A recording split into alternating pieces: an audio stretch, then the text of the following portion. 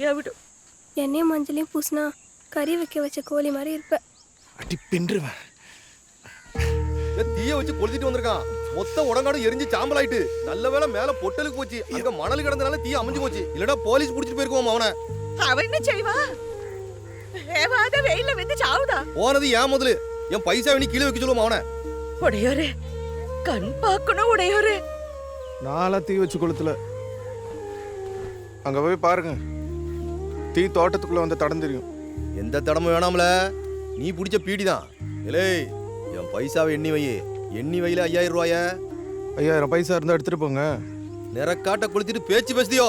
ஏய், நீ ஆனதை பாருல, கை மீறி போன கருக்கருவா இருக்கு. வாழ்ந்துருவியோ, வெட்டி வீசிட்டு போயிடுவேன். இல்ல மிரட்டுதியா? நீ போலீஸ் ஸ்டேஷன்ல சொல்ல மிச்சத்தை. ஓஹோ, நான் காட்டை கொளுத்துனதை தானே கேஸ் கொடுப்ப. மொத்த காட்டி கொளுத்திடுத. 400 ஏக்கர் மொத்தமா கேஸ் கொடு. இல்ல என்னல சொல்லுத? பேசாம போ. சரிக்கு உள்ளீங்களா? உங்களை வச்சுக்கிட்டேன்.